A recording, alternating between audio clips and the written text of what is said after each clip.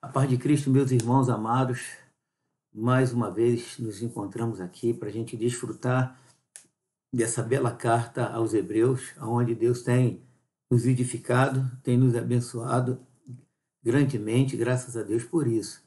Receba o meu abraço, o abraço da Dulce, para você que não está podendo ir à congregação aos domingos, se reunir com a gente, mas nós estamos em oração pela igreja, pelos irmãos, pelo Brasil, pelas nações, para que Deus possa nos abençoar, Deus possa nos guardar e nos fortalecer. Domingo, se Deus quiser, estaremos juntos pela manhã, dando continuidade ao Sermão do Monte, à noite, Deuteronômio. Estamos nos reunindo pela manhã, 9h30, às 10 horas a gente abre a transmissão para você que não pode estar conosco, desfrutar da palavra de Deus. E à noite, às 18h30, a gente começa a celebração e às 19 horas a gente abre a transmissão e para que você possa ser abençoado pela palavra do Senhor. E hoje a gente vai dar continuidade a essa bela carta.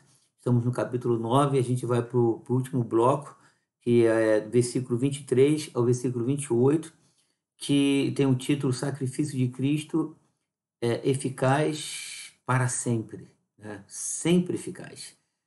Então eu quero ler aqui o texto com os irmãos, antes da oração. Hebreus capítulo 9, versículo 23 ao versículo 28. Aí o escritor diz o seguinte: era necessário, portanto, que as figuras das coisas que se acham nos céus se purificassem com tais sacrifícios, mas as próprias coisas celestiais com sacrifícios a eles superiores. Porque Cristo não entrou em santuário feito por mãos, figura do verdadeiro, porém no mesmo céu, para comparecer agora por nós diante de Deus, nem ainda para se oferecer a si mesmo muitas vezes, como o sumo sacerdote cada ano entra no Santo dos Santos com sangue alheio. Ora, neste caso, seria necessário que ele tivesse sofrido muitas vezes desde a fundação do mundo. Agora, porém, ao se cumprir os tempos, se manifestou uma vez por todas para aniquilar pelo sacrifício de si mesmo o pecado. E assim como aos homens está ordenado morrerem uma só vez, vindo depois disto o juízo, assim também Cristo, tendo se oferecido uma vez para sempre, para tirar os pecados de muitos, aparecerá segunda vez, sem pecado, aos que o aguardam para a salvação. Que Deus abençoe a leitura de sua palavra e vamos orar. Nosso Pai Celestial, muito obrigado por mais esse encontro que o Senhor tem nos dado o privilégio de termos. Obrigado. Eu quero orar pelas famílias, quero pedir a tua bênção sobre a minha família, sobre a minha casa, minha amada esposa, que o Senhor possa restaurar a saúde dela, meus filhos, minhas noras, meus netos, toda a minha família, a família dos meus irmãos, que a tua boa mão possa ser estendida sobre nós, os doentes sejam curados, os tristes sejam tomados da alegria do Senhor, os caídos sejam levantados, os abatidos sejam fortalecidos, que o Senhor possa vir sobre nós, guarda a nação, toma essa nação nas tuas mãos, que o Senhor possa ser gracioso, favorável a nós, nos livrando do mal, nos livrando dessa contaminação, desse vírus, nos livrando das mentiras que existem, ó Deus, junto com todas as dificuldades que nós já temos, que o Senhor possa guardar a igreja, proteger a igreja, salvar não só o Brasil, mas salvar todas as nações, levantar a sua igreja como arauto, como o arauto do Evangelho, Senhor, o anunciador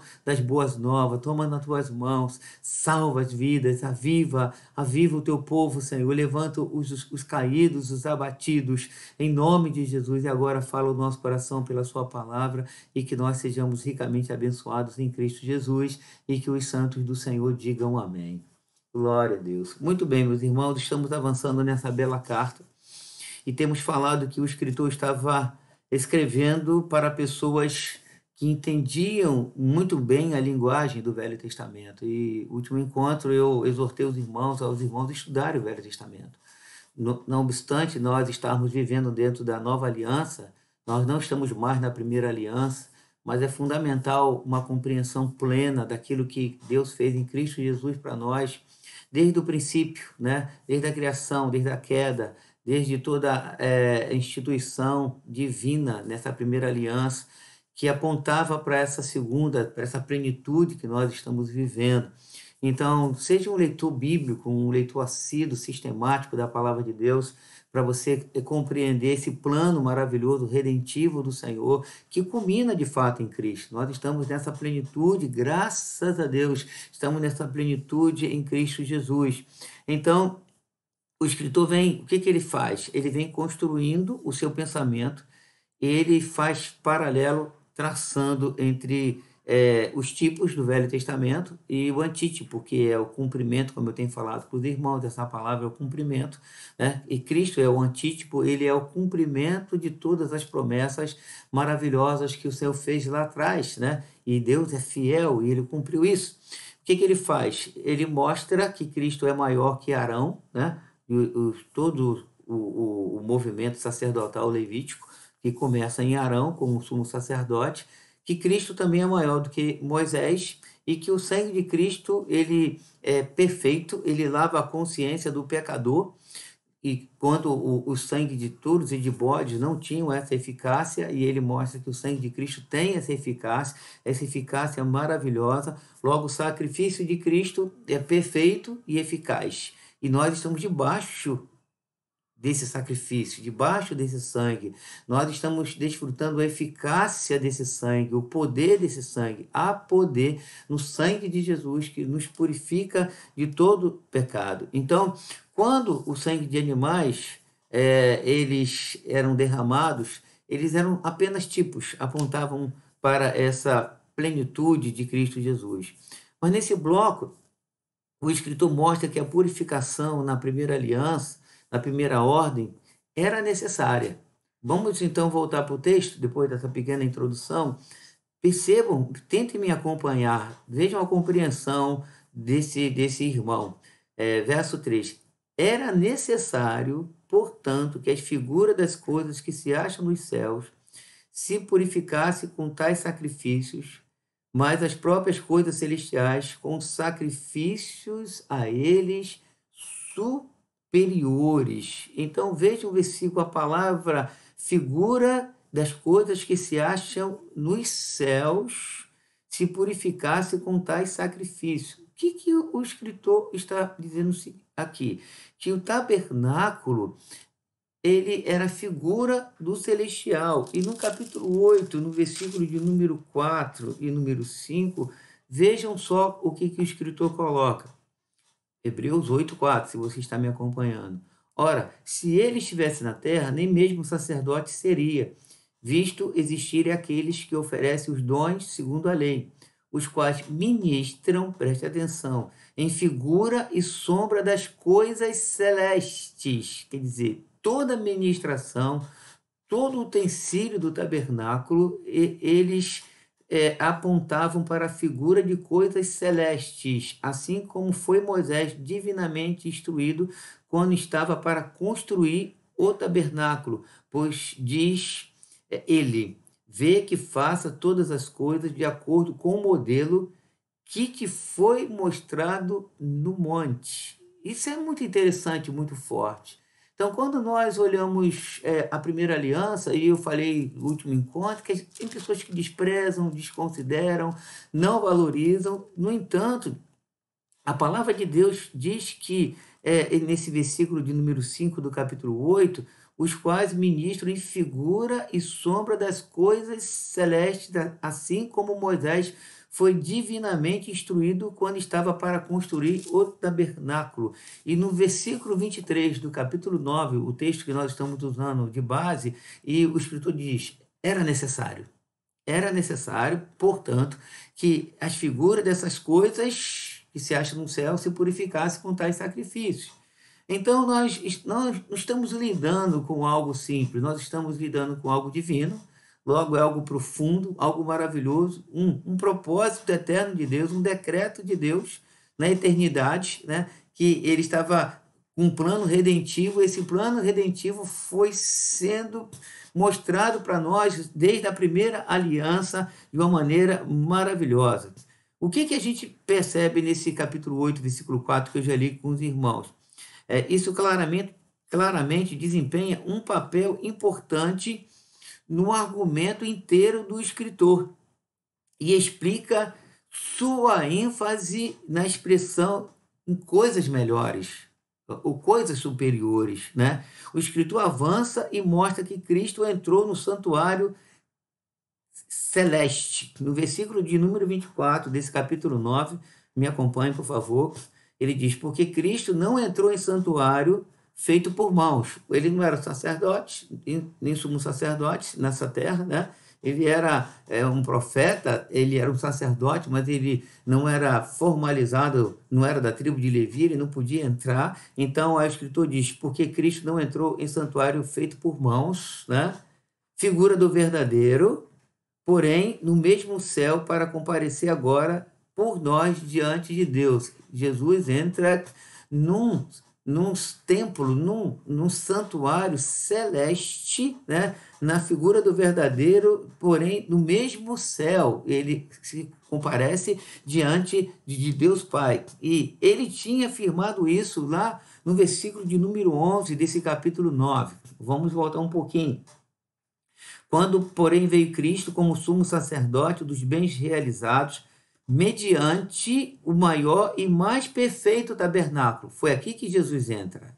Jesus não entra naquele de Jerusalém, no Santo dos Santos, mas ele entra aqui. Não feito por mãos, vejam que ele repete. Quer dizer, não desta criação, não por meio de sangue de bodes e de bezerros, como faziam os levitas, mas pelo seu próprio sangue. Ele entrou no Santo dos Santos, nesse tabernáculo celeste, celestial, uma vez por todas, tendo obtido a eterna redenção. Foi o que nós consideramos no último encontro que nós tivemos. Isso é maravilhoso. Então, no versículo 24, ainda ele fala algo que já tinha falado, que é a missão de Cristo, que foi comparecer por nós diante de Deus. Eu volto para o versículo 24, o texto de base. Estou tentando arrumar aqui o texto para ver se a gente consegue compreender esse bloco maravilhoso que o escritor está fazendo aqui.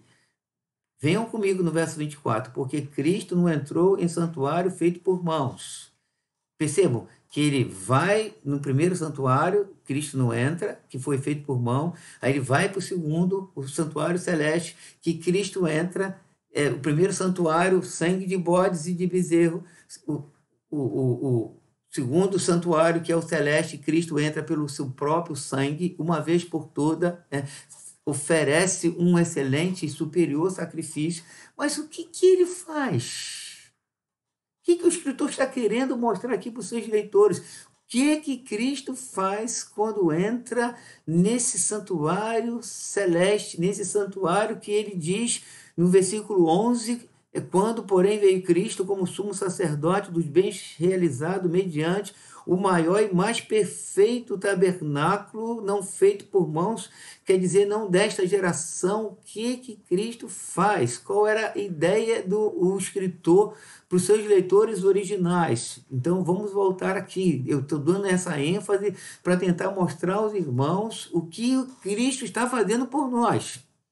Voltemos então ao verso 24. Porque Cristo não entrou em santuário feito por mãos, figura do verdadeiro, porém no mesmo céu, para comparecer agora, diz o verso 24, por nós diante de Deus. Então, ele afirma, confirma que quando Cristo morre, quando Cristo ressuscita, ascende, ele entra nesse santuário, ele comparece diante de Deus e ele afirma que por nós, só que ele diz para comparecer agora por nós diante de Deus. Isso é consolador e fortalecedor. Por quê? Porque entre o Deus Santo e nós pecadores, nós temos um mediador. E o que esse versículo 24 significa para nós? Que a atividade de Cristo diz respeito especificamente ao presente. Agora, porque Não sei se você percebeu o advérbio aqui, nesse versículo de número 24, né? Figura do verdadeiro, porém no mesmo céu para comparecer agora.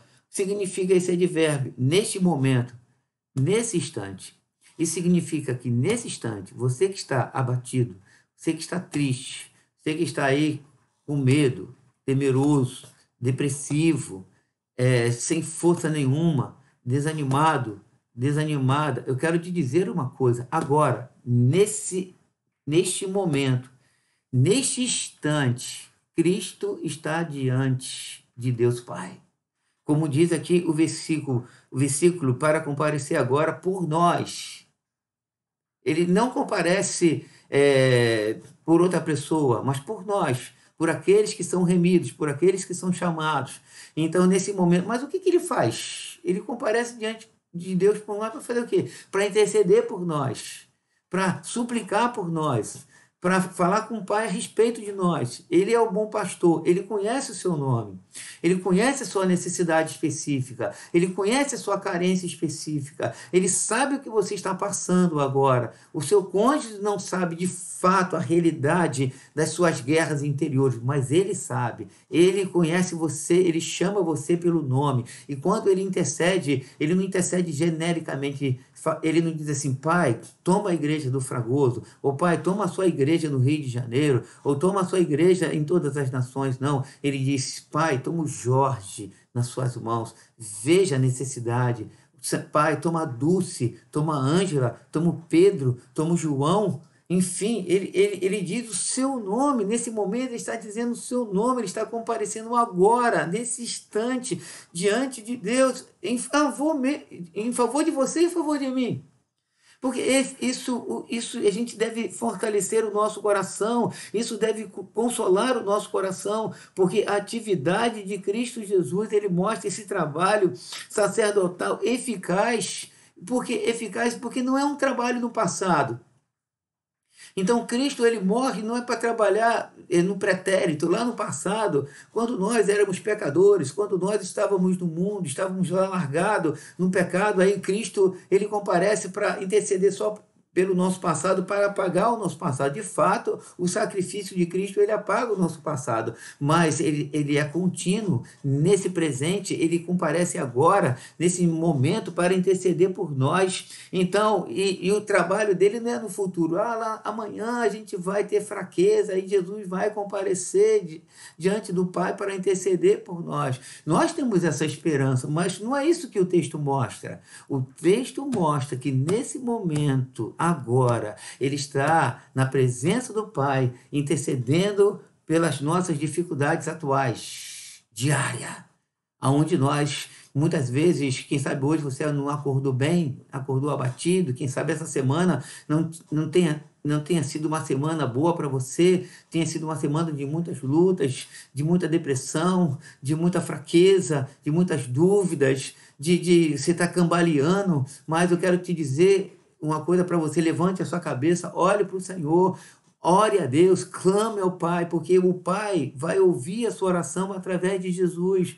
E Jesus, ele nesse momento, ele está comparecendo diante do Pai por mim, por você, clamando, intercedendo por nós. E uma outra coisa, o que acontecia com os sumos sacerdotes no período da primeira aliança? O sumo sacerdote, ele comparecia uma vez por ano, no Santo dos Santos, diante da arca, naquele tipo, naquela figura que, como diz aqui o versículo 23, era necessário que essas coisas procedessem dessa maneira, porque foi um projeto de Deus Pai. Mas o que nós encontramos aqui de diferença? Qual é a diferença? Que na primeira aliança era uma vez por ano, e na nova aliança a intercessão é contínua. Aí, quando nós olhamos para a igreja num todo, Deus levanta pastores, profetas, sacerdotes, evangelistas, mestres. Então, nós temos um corpo, né? Nós temos ministério. Eu, na qualidade de pastor, que ministro sobre a igreja do Fragoso, oro pelos irmãos, mas eu oro, na maioria das vezes, genericamente, falo até os nomes dos irmãos, né? Vem os nomes na minha mente, todo dia intercedo por alguns nomes específicos, mas às vezes genericamente, toma toda a igreja, guardo meus irmãos, os abatidos. Aí eu fico assim, como que atirando no escuro, né? Os abatidos, os tristes, mas Jesus não. Jesus é diferente. Quando ele ora por mim, por você, ele ora especificamente, ele ora assim nas nossas necessidades interiores, subjetivas, objetivas, pelo nosso nome, pelo o que nós estamos sentindo nesse exato momento, ele intercede. Isso é maravilhoso porque ele é soberano, ele é de fato um bom pastor que deu a vida pelas suas ovelhas, não só deu, né? Lá no passado ele deu, mas ele continua num trabalho presente, fazendo um trabalho profundo sobre a nossa vida. Então Cristo ele entrou no santuário celeste para comparecer diante de Deus por nós agora. Isso significa que a nossa vida está debaixo de uma intercessão constante de Jesus e de um cuidado dele. Isso significa cuidado. Isso significa proteção. Isso significa que o amor dele profundo sobre nós. Você não está entregue à deriva, você não está entregue ao destino. Não, o meu destino é esse. Não, nós estamos entregue a Deus. Nós estamos entregue ao Deus soberano que projetou a nossa vida, que tem um propósito eterno na nossa vida, que tem um decreto sobre a nossa vida. É Ele que nos guarda e Ele está intercedendo por nós constantemente. O que nós podemos ver aqui nesse versículo 24, quando ele comparece agora diante de Deus por nós? Primeiro, eu percebo aqui a graça de Deus em Cristo Jesus em continuidade. Porque quando nós a gente falamos em graça, somos salvos pela graça, parece que foi um negócio muito no passado, é uma coisa muito pontual, uma graça assim que aconteceu na nossa vida e que agora a gente não precisa mais dessa graça. Né? E agora como a gente às vezes prega ou ouve pregação e colocando um peso sobre a nossa responsabilidade, um peso acima do que a nossa responsabilidade pode produzir. Porque eu sempre repito isso porque pessoas confundem muito, não estou tirando a nossa responsabilidade, eu sei que nós temos responsabilidade, mas a gente não pode se esquecer que a graça de Deus ela é uma graça em continuidade. Porque quando o escritor diz que ele comparece agora por nós diante de Deus, ele está mostrando que essa graça é contínua, que ela era no pretérito, ela era no passado, mas ela é no presente, né? E ela será no futuro. Então, nós podemos perceber nisso aqui que nós precisamos que essa graça flui como um rio de águas vivas, um rio que não deixa de jorrar, uma fonte inesgotável. E segunda coisa que eu percebo nesse versículo 24, quando ele comparece diante de Deus por nós, também a nossa profunda debilidade e a dependência de Deus. Nós dependemos dele, porque se nós não dependêssemos dele, se a graça fosse só pontual, passada, bom, eu fui salvo pela graça e agora eu estou entregue à minha responsabilidade, eu poderia dizer assim, não, agora eu sou capacitado para isso, né? Aí você pode até pensar, mas agora nós temos o Espírito Santo. Sim, de fato nós temos o Espírito Santo, mas ainda assim, com esse dínamo, com esse poder maravilhoso do Espírito Santo, com essa pessoa maravilhosa do Espírito Santo, e o Espírito Santo, ele faz o mesmo papel que Jesus faz. O que ele faz? Ele intercede por nós com gemidos inexprimíveis. E aí Paulo disse que nem orar, nós não sabemos nem orar como convém. Oh, meu Deus do céu!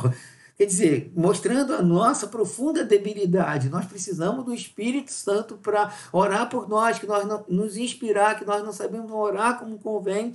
Mas aí vem o escritor de Hebreus, nesse versículo de número 24, diz que ele intercede por nós, mostrando que nós somos carentes. Somos dependentes de Deus, por isso nós não podemos deixar os pés da cruz, por isso nós não podemos, como o galho na videira, nós não podemos sair dessa videira nem por um momento, como ovelha desse redil, desse bom pastoreio, desse bom pastor, nós não podemos nos ausentar da presença desse bom pastor, temos que ficar atento à voz dele e perseguir esse bom pastor em todos os momentos da nossa vida, porque nós não, sem ele, nada podemos fazer. Não podemos fazer nada, né? Graças a Deus, porque Ele é o nosso bom pastor. Então, quando lemos o episódio da cruz e olhamos esse texto aqui, que Ele está, Ele comparece diante de Deus por nós, nós podemos voltar a Atos dos Apóstolos, aquele episódio maravilhoso de Estevão. Estevão, diz a Bíblia, que Estevão era um homem cheio de fé, cheio do Espírito Santo. Estevão, quando as pessoas olham para o rosto de Estevão, as pessoas olharam o rosto de Estevão como um rosto de anjo, aquele homem que fez uma exposição maravilhosa do plano redentivo, começando lá de Abraão e foi até a crucificação de Cristo Jesus. Mas Estevão diz uma coisa assim maravilhosa, ele diz: eis que vejo o céu aberto, glória a Deus, aleluia, aleluia. E diz algo que me emociona e enche meu coração nesse momento da alegria de Deus. Ele diz: eis que vejo o Filho de Deus de pé, à destra da majestade. E as pessoas ficaram iradas, né? Falaram que Estevão estava blasfemando, mas eu não quero entrar nesse pormenor da ira dos homens, da morte de Estevão. Eu quero entrar nesse detalhe quando Estevão diz: eis que vejo o Filho de Deus de pé à destra da majestade. Percebam, um homem cheio de fé, cheio do Espírito Santo, mas o Filho de Deus de pé. A única vez que na Bíblia aparece Jesus de pé, na presença do Pai, a destra do Pai, é quando ele vai receber Estevão. Obviamente, Jesus estava lá intercedendo por Estevão. Perceberam a nossa debilidade? Perceberam que nós precisamos ser cheios de fé, nós precisamos ser cheios do Espírito Santo, mas nós seremos eternos dependentes de Deus, diferentemente dos nossos filhos, quando nós falamos: você agora cresceu, você agora é casado, você agora é independente, né? Aí a gente fala assim: você tem que cortar o cordão umbilical, você vai precisar viver a sua vida, amadurecer, criar os seus filhos, tomar as suas decisões. Vá, meu filho, como diz a palavra de Deus, né? Deixa o homem, seu pai, sua mãe, se une à sua mulher e serão os dois uma só carne. A gente prega, eu prego isso todas as vezes que eu faço casamento, mas diante de Deus, esse cordão umbilical ele não se corta. Esse cordão umbilical vai ser eterno. Ele comparece diante do Pai para interceder por nós, mostrando que nós seremos sempre filhos e que nós sempre teremos que falar: Abba, Abba, Pai, Abba, Pai. E Ele em Cristo Jesus, Ele vai ouvir o nosso clamor. Ele em Cristo Jesus, Ele está ouvindo o seu clamor. E o Filho, o sumo sacerdote, e nesse momento, nesse instante, Ele está clamando ao Pai por você. E eu tenho certeza que o Pai vai ouvir o Filho e que nesse momento o Senhor vai te encher do Espírito Santo, como Ele encheu Estevão. E a gente acha que Estevão foi capacitado pelo Espírito Santo, e de fato foi. Ele foi cheio de fé pelo Espírito Santo, ele recebeu o dínamo de Deus, o poder de Deus na pessoa do Espírito Santo, mas o Filho estava lá, de pé, clamando por aquele filho que estava sendo o primeiro mártir da história, e ele estava lá intercedendo por aquele irmão que foi um homem, um ícone na história cristã, Estevão. Então, quando encontramos a frase à direita de Deus, nós temos algumas implicações, e a mais comum é: ele está à direita da majestade, intercedendo por nós. E a implicação primária dessa expressão à direita significa ele intercede diante de Deus pela nossa vida. Aí Paulo, escrevendo aqui aos Romanos, no capítulo 8, no versículo 34, o apóstolo Paulo diz uma coisa aqui maravilhosa para nós. Romanos 8, 34, se você está me acompanhando, quiser abrir a sua Bíblia, ele diz o seguinte: Quem os condenará? Porque o que significa essa pergunta? Eu quero ler aqui o contexto. Que diremos, pois, à vista destas coisas? Se Deus é por nós, quem será contra nós? Aquele que não poupou o seu próprio filho, antes por todos nós os entregou, porventura não nos dará graciosamente com ele todas as coisas? Quem tentará acusação contra os eleitos de Deus? É Deus que os justifica. Aí, verso 34. Quem os condenará? É Cristo, vejam, me acompanhem. É Cristo Jesus quem morreu, ou antes, quem ressuscitou, aí ele diz, o qual está à direita de Deus e também intercede por nós.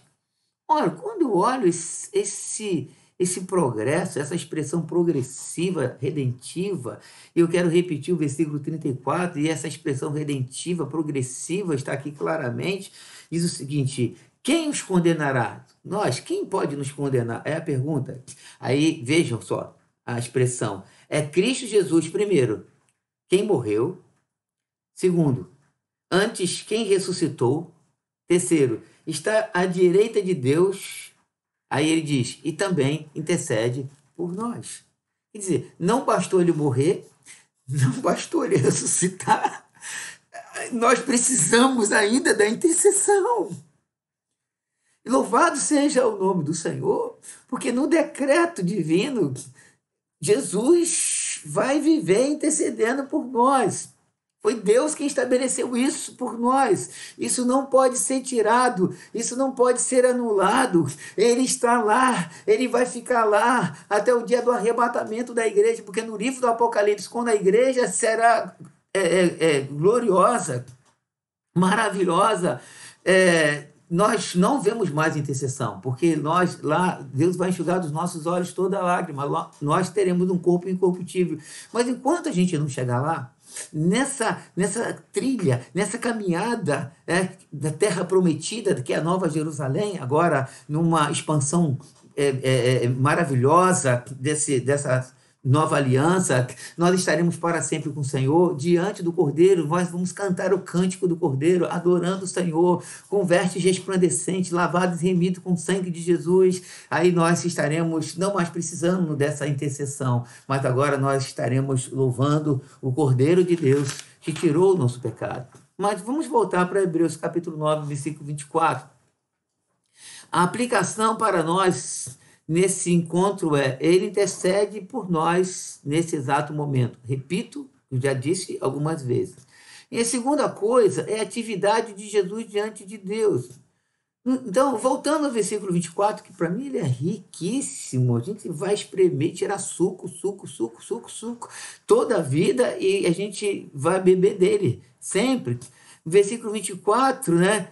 Porque Cristo não entrou em santuário feito por mãos, segura do verdadeiro, porém no mesmo céu, para comparecer agora por nós diante de Deus.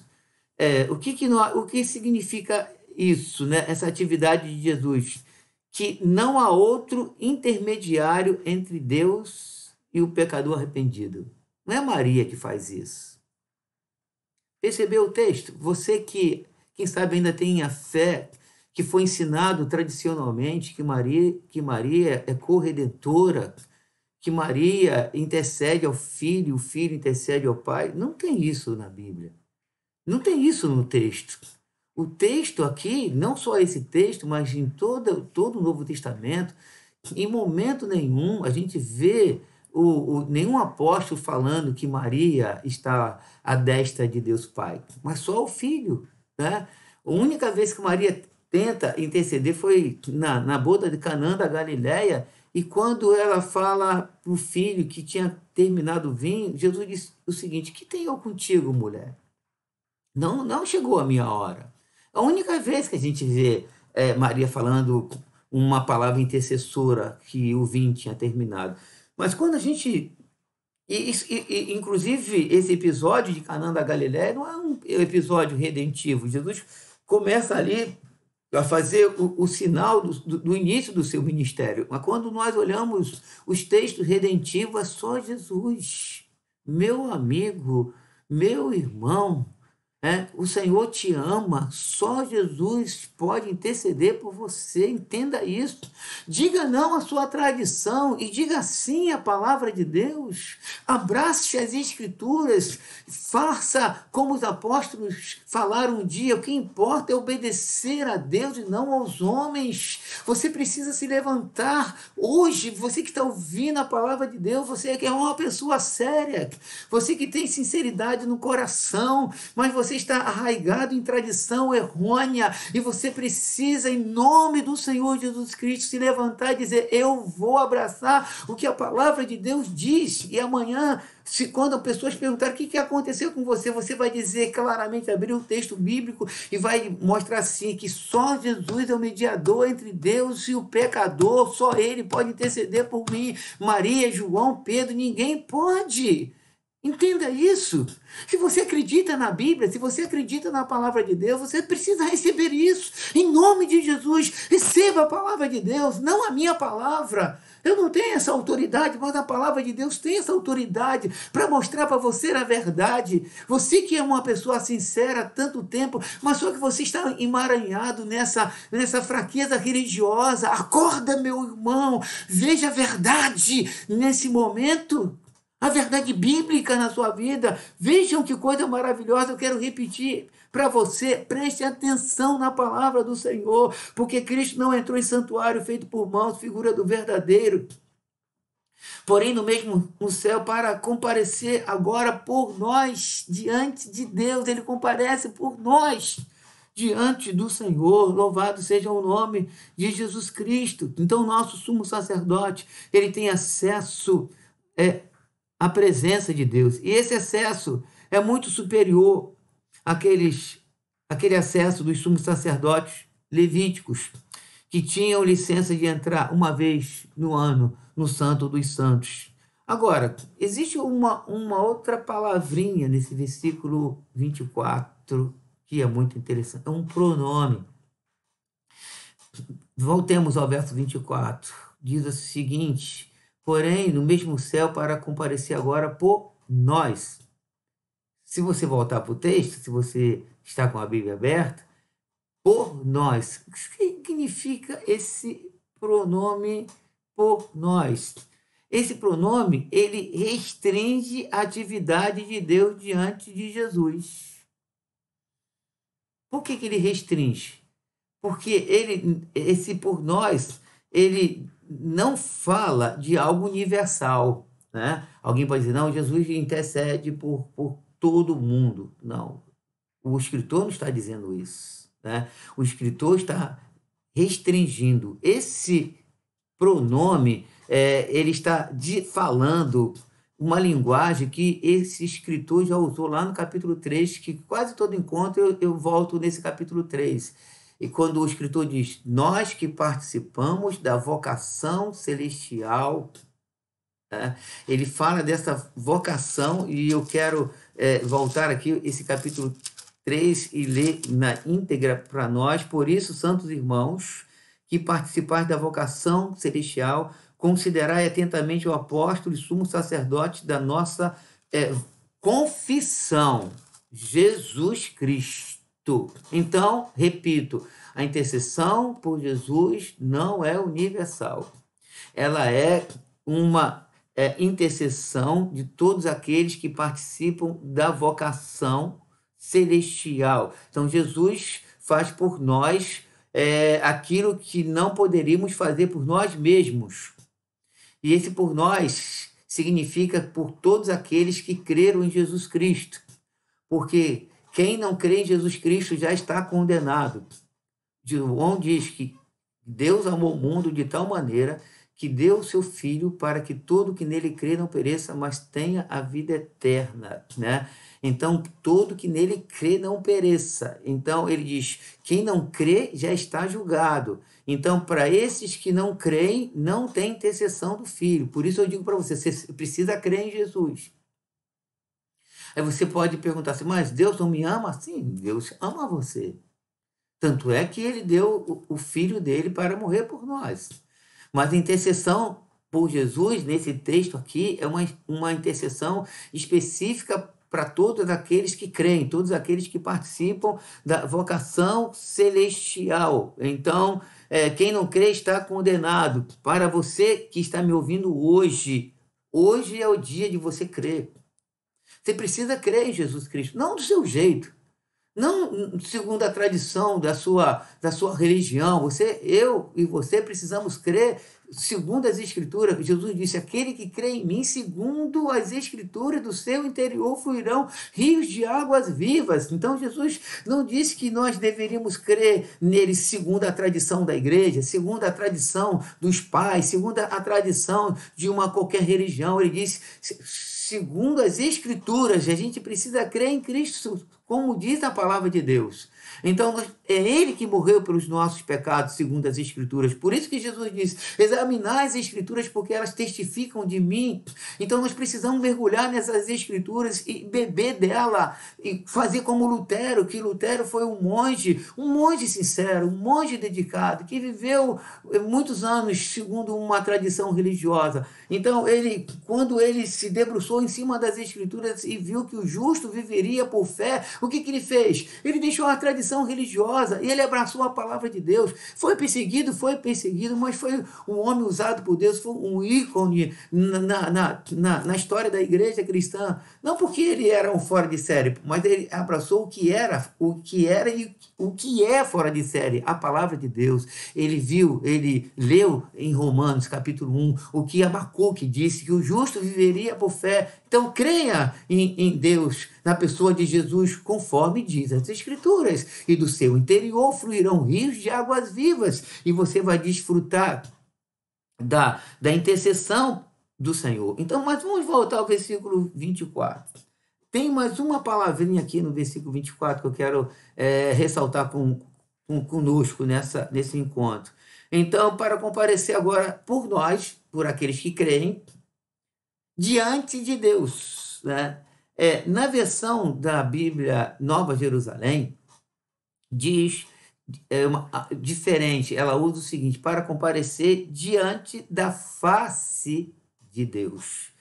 Essa versão, ela joga uma luz muito mais pessoal nesse versículo do que a nossa. Por quê? Diante de Deus parece que é assim muito genérico. Todo mundo pode dizer: nós estamos diante de Deus.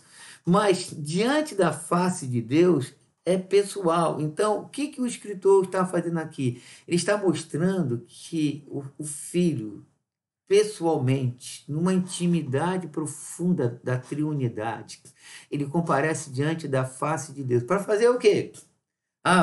Vou descansar um pouquinho agora, porque eu já fui lá, encarnei, morri pelos pecadores, completei o propósito, o decreto da redenção, e agora vou descansar. Não, ele chega diante da face do Pai para comparecer por nós, para interceder por nós, uma intimidade maravilhosa diante do Pai, meu Pai do céu. Que delícia, que coisa maravilhosa! É o plano da redenção, igreja de Cristo Jesus. O que o escritor faz? O escritor está trabalhando arduamente para mostrar a eficácia da cruz. Vamos progredir, então, agora para o versículo 25. E aí ele diz: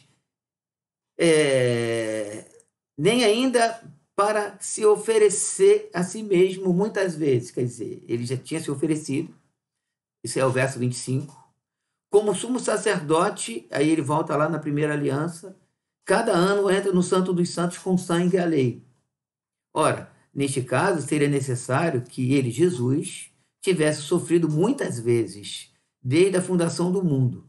Agora, porém, ao se cumprir os tempos, se manifestou uma vez por todas para aniquilar pelo sacrifício de si mesmo o pecado. Então, vejam o trabalho do escritor. O que ele está fazendo nesse versículo 25 e 26? O sacrifício de Cristo, ele mostra que é único e eficaz. Percebam que ele disse, no verso 25, nem ainda para se oferecer a si mesmo muitas vezes. Vejam, ele faz o contraste, muitas vezes e uma só vez, né? E o que ele faz no versículo 26? No verso 26 ele diz: ora, neste caso, seria necessário que ele tivesse sofrido muitas vezes, mais uma vez, muitas vezes, tanto no verso 25, né, como no verso 26. Por que ele faz isso? Ele repete isso para mostrar que a primeira aliança, ela era repetitiva, os sacrifícios eram repetitivos. Por quê? Eram os tipos, eram necessários. A gente não pode dizer, isso aí não vale nada. Vale. Foi um decreto de Deus. Era precioso, era sagrado, era, vamos dizer assim, era uma semente maravilhosa, que quando explodisse ia mostrar para nós um belo fruto que se chama Jesus. Meus irmãos, isso é maravilhoso.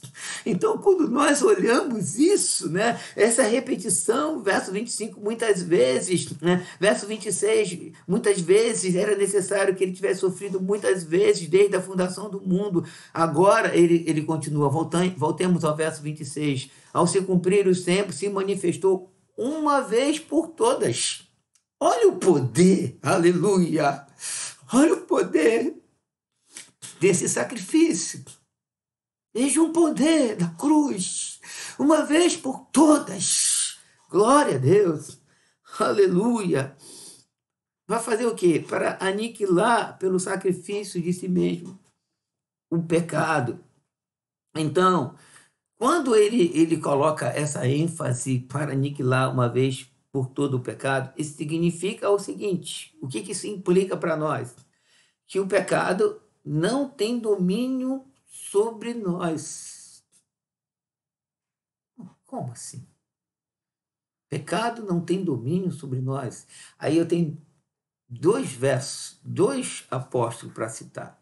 Primeiro é o apóstolo Paulo. Aí Paulo diz assim: como viveremos ainda no pecado? Nós que já morremos para ele. Porque Cristo aniquila o pecado. Aí vem João e diz o seguinte: quem nasceu de Deus não pode mais viver pecando, porque o que está nele é a divina semente. Ora, nós não podemos mais viver pecando. O pecado não tem mais domínio sobre nós. Aí vem um conflito. Mas você pode dizer, mas bicho, como a gente peca? Aí tem uma diferença, a gente peca. Mas a gente não tem mais prazer no pecado. Nós não vivemos mais no pecado, porque o poder da cruz fez uma obra profunda na nossa vida. O pecado, ele agora, em relação a nós, ele não tem mais poder, porque nós morremos para ele, porque Cristo fez isso uma vez por todas, ele aniquila o pecado, e agora nós somos salvos, lavados e remidos pelo sangue de Jesus, e agora nós somos limpos. Isso não significa perfeição. Isso não significa que a gente não vai brigar mais com as tentações, como disse Tiago, essas cobiças que estão dentro de nós. Mas se a gente está lutando, se a gente está perseverando, se a gente está brigando, isso é sinal que nós estamos vivos. Isso é sinal que a gente não morreu. É como alguém que cai na água e o que ele faz? Ele está nadando, ele se bate, se bate, se bate. Enquanto ele está se debatendo, né, ele está vivo. A hora que alguém que cai na água, que não sabe nadar e para de se debater, a gente fala, morreu afogado. Mas a gente não vai morrer afogado. Porque o que Cristo fez na nossa vida foi eficaz. E nós vamos perseverar até o fim com a ajuda e com o poder do Espírito Santo, com a intercessão do Filho Jesus Cristo na cruz do Calvário. E às vezes nós não entendemos a eficácia do sacrifício de Cristo. E por que nós não entendemos? Por que eu afirmo isso, né? E achamos que o nosso sacrifício pode fazer diferença na presença de Deus. Os nossos sacrifícios, eles são frutos daquilo que Cristo fez na cruz do Calvário por nós. A gente vai continuar sacrificando, a gente vai continuar perseverando, a gente vai continuar clamando, orando, jejuando, a boca não pode, a gente vai continuar fazendo isso, mas não para ser salvo, mas porque nós somos salvos. Porque nós somos salvos, nós não temos mais prazer no pecado, porque Cristo nos salvou. Então, qual é o resumo que eu faço desse texto maravilhoso? O resumo, a gente vai voltar então para o texto, a gente vai ler o versículo 26 ao versículo 28. Ora, neste caso seria necessário que ele tivesse sofrido muitas vezes, desde a fundação do mundo. Agora, porém, ao se cumprir os tempos, se manifestou uma vez por todas para aniquilar pelo sacrifício de si mesmo o pecado. E assim como aos homens está ordenado morrerem uma só vez, vindo depois disto o juízo. E ele usa esse verso 27, que a gente usa muito para evangelizar, e de fato ele é um versículo muito vivo, mas quando ele usa esse versículo, ele está fazendo uma analogia: o homem morrer uma só vez, vem o juízo, mas vejam que tem uma vírgula, né? Depois disto o juízo, assim também, vejam o termo, assim também Cristo, tendo se oferecido uma vez para sempre, essa é a relação do versículo 27 com o versículo 28, para tirar os pecados de muitos, aparecerá a segunda vez, sem pecado, aos que aguardam para a salvação. Então, qual é o resumo? O resumo que o escritor mostra a expectativa daqueles que foram salvos. Depois de provarmos tanta graça de Deus por Cristo Jesus, e podemos ver isso no verso, em todo o bloco. No verso 28, o resumo é o seguinte: está num verbo do verso 28, que está lá no finalzinho, na parte B do versículo 8, aos que o aguardam para a salvação. Louvado seja o Senhor. Nós estamos aguardando o Senhor. Esse verbo aguardar, ele nos remete às parábolas sobre vigilância, ele nos remete à parábola da virgem prudente, ou das 10 virgens, das 5 prudentes, e toda a expectativa do salvo em Cristo Jesus. E esse verbo aguardar, ele mostra que aqueles que são lavados e remidos pelo sangue de Jesus não podem dormir, não estão mortos, porque quem aguarda, quem dorme não aguarda. Quem está morto não aguarda, só aguarda quem está vivo, só aguarda quem é prudente, só aguarda o servo vigilante, só aguarda aquele que provou dessa obra redentiva maravilhosa de Cristo Jesus. Então, o salvo não dorme, mas ele aguarda. E vejam mais uma coisa nesse verbo aguardar. O que o escritor aqui está mostrando? Ele está mostrando uma salvação futura. Aguardam para a salvação. O que isso significa em todo o contexto bíblico? Que nós fomos salvos no pretérito, quando nós recebemos Jesus Cristo, no passado, quando nós confessamos Jesus Cristo como Senhor e Salvador. Somos salvos agora no presente, que a gente viu isso no versículo 24, para comparecer agora, neste momento, por nós. Então, somos salvos agora e seremos salvos. Porque esse verbo aqui, aos que aguardam para a salvação, está falando de uma salvação futura. Só que essa salvação futura, aguarda para a salvação, ela tem um tom mais pleno. Porque quando o noivo voltar, e nós que estamos aguardando o noivo, aguardando o Senhor, essa grande salvação, nós entraremos numa plenitude. Como disse João, filhinhos, agora de fato nós somos filhos de Deus, mas ainda não vemos como ele é. E quando ele se manifestar, nós veremos, porque seremos semelhantes ao Senhor. Nós vamos comparecer diante do Pai. Jesus que está diante da face de Deus, nós iremos comparecer diante da face de Deus. A salvação que nós vamos alcançar, a salvação futura, foi aquela que Jesus disse: quando vocês verem essas coisas acontecendo, levantai a vossa cabeça, porque a vossa redenção está próxima. Quando Jesus fala que a vossa redenção está próxima, é a mesma coisa, o sentido é o mesmo de Hebreus 9, 28. Nós que estamos aguardando para a salvação, um dia nós vamos comparecer diante de Deus. Não haverá mais dor, não haverá mais lágrima, não haverá mais essa luta contra o pecado que tenazmente nos assedia. Não haverá mais a intercessão do Filho, porque agora, nessa salvação eterna, nós ganharemos um corpo incorruptível, nós seremos imortais, estaremos diante do Senhor. É isso que nos espera, meus irmãos. A nossa esperança é o céu, a nossa esperança não é essa terra, a nossa esperança é um dia nós estarmos diante do Senhor.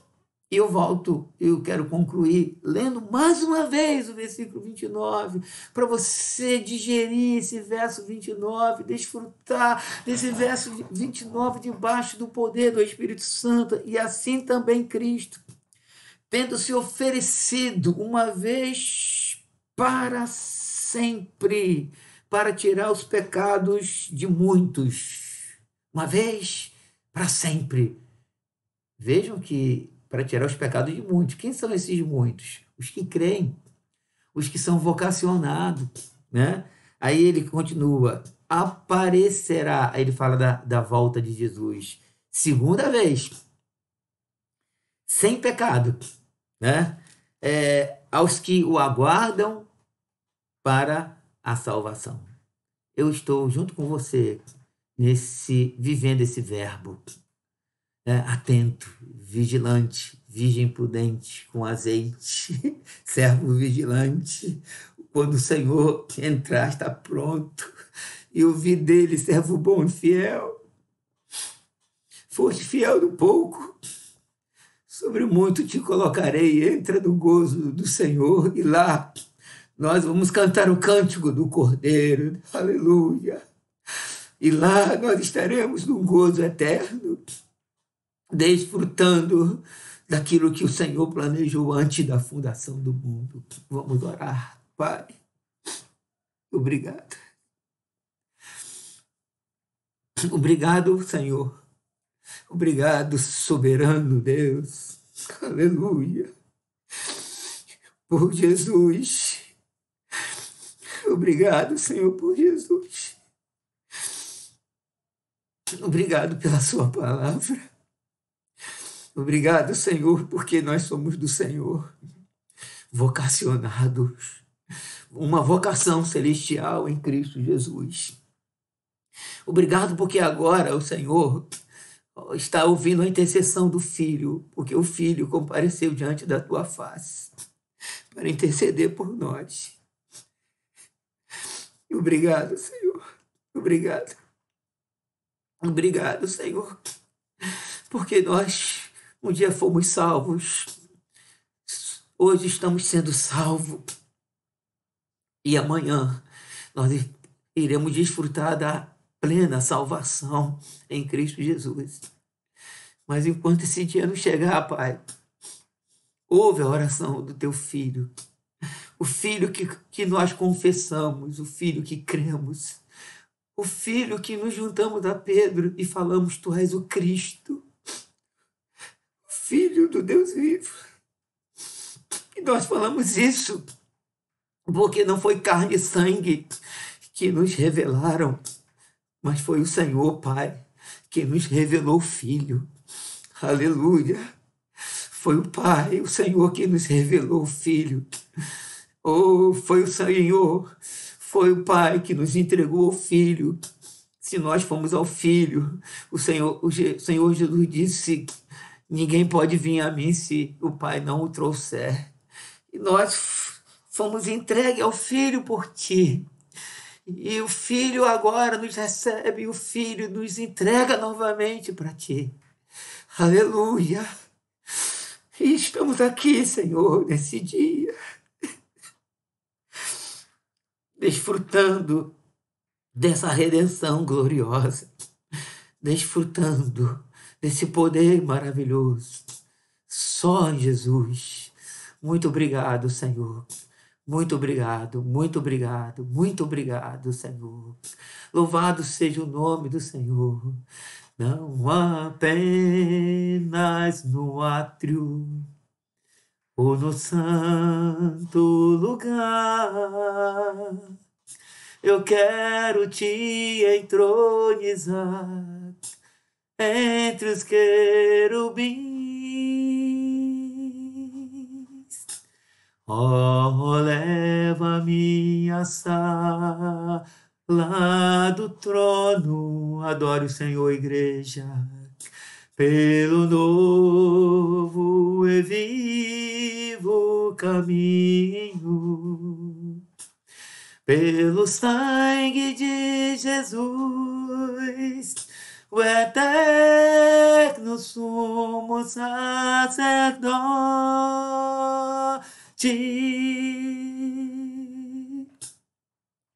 Oh, leva-me à sala do trono pra te adorar, Senhor. Oh, leva-me à sala do trono pra te adorar, Senhor. Diga mais uma vez comigo. Não apenas no átrio ou no santo lugar, eu quero te entronizar entre os querubins.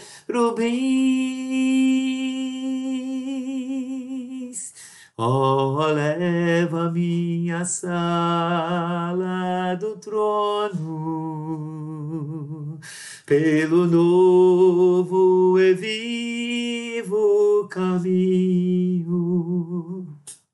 pelo sangue de Jesus, o eterno sumo sacerdote.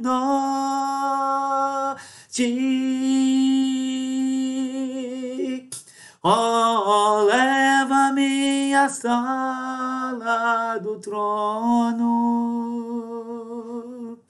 pra te adorar, Senhor.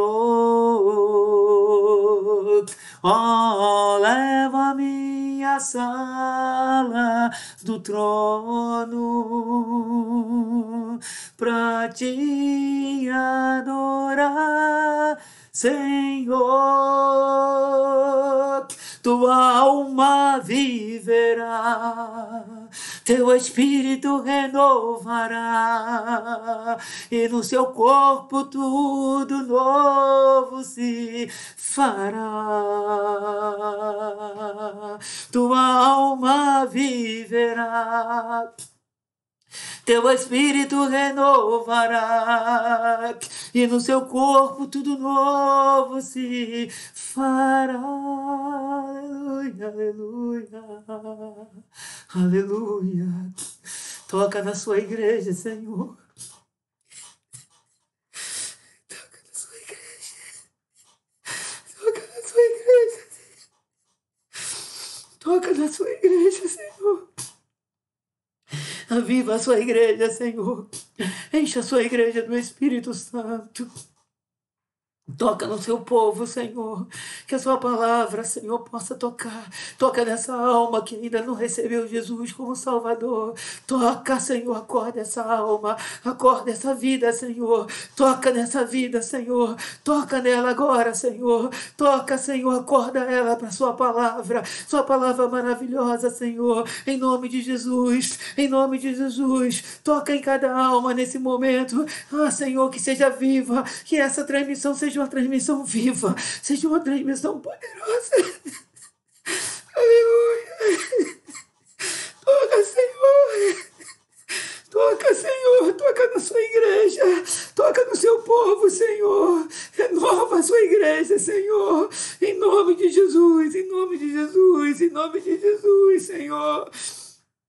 Lava-nos pela sua palavra, lava-nos pela sua palavra maravilhosa, gloriosa, poderosa em Cristo Jesus, Senhor. Eu entrego essa palavra nas suas mãos, em nome de Jesus, que cada alma que estiver, Senhor, ao alcance dessa transmissão, possa ser alcançada, avivada, despertada, possa ser salva em Cristo Jesus, renovada, despertada pela sua palavra, por essa obra gloriosa que o Senhor tem feito na nossa vida em Cristo Jesus. Eu oro agradecido em Cristo Jesus, e que os santos do Senhor digam amém. Que Deus abençoe a sua alma. Que o Senhor te renove. Que você possa se voltar para essa palavra. Que você possa se voltar para essa escritura e olhar Jesus.